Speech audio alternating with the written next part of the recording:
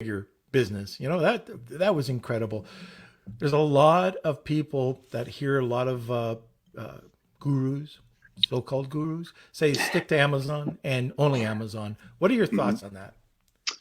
Um, so I don't think it's necessarily safe to stick to Amazon. I mean, there's pluses and minuses. Like for one, you know, focusing on one channel and getting that channel performing at a Mhm. high level, there's definitely lots of intelligence in that when it comes to being efficient and focused.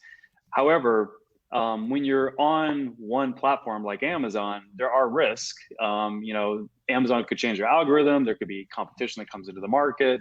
There's definitely risk versus if you were to own your own, your own foundation by having a direct to consumer brand in addition to your Amazon store. I feel like that is like the best approach because Amazon will actually support your direct to consumer brand. Plus, your direct to consumer brand has uh, a lot of potential ROI that it can yield for you as a business owner if you were to scale it up and then sell it. It's a very sellable asset, more so than an Amazon store. So I feel like that if you're gonna do an e-commerce store on Amazon, that you definitely need to build up your own brand as well outside of Amazon and not just focus solely on Amazon. Very good. Okay, let's talk a little bit about scaling up. What can people do? Let's just say across the board. What can people do to get to that 7, 8 figure income? Oh, well, that's a loaded question. It is a loaded Um, question. because there's a Just lot people generic, can do. very But generic.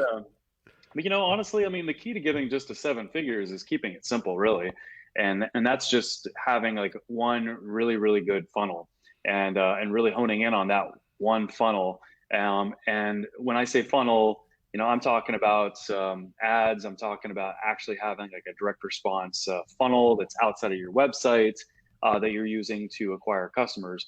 If you once you figure out what the best audience is, what the best message is, what the best offer is, and you really hone in on that, and then you optimize conversions across the board, that's where you can scale up to seven figures. And then getting its eight figures takes a bit more, but getting an ecom brand to seven figures, that's really all it takes is just really focusing on just having a really good customer acquisition marketing system to be able to scale your customer acquisition up to that seven figure mark. Can the average Amazon seller cross the chasm and get to 8 figures by themselves? Uh, like on Amazon only or on It, or it could, well, let's say e-com seller, regardless, Amazon or on Shopify, can, I know it's very easy to take a business and get $1 million in sales. Crossing the chasm requires a bunch of extra effort. Can the average person do that by listening to these types of podcasts or just going out taking courses, or do they need some form of coaching? gotcha. Well, I think that it doesn't matter whether you're a six-figure business owner, seven-figure business owner, or even eight-figure business owner, you need a coach.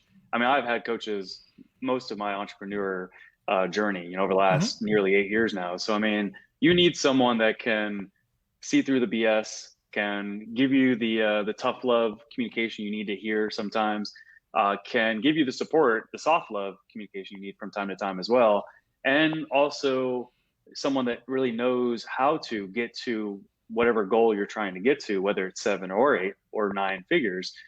I feel like everybody definitely needs like a coach, absolutely. And to answer your question directly, I definitely feel like that anybody can scale a business to eight plus figures. But and that's not just because because people can really focus on business and accomplish whatever they want. I just am very much of the mindset that there are no limits, that the limits are only something that you tell yourself, and that anybody can accomplish anything if they just put their mind to it.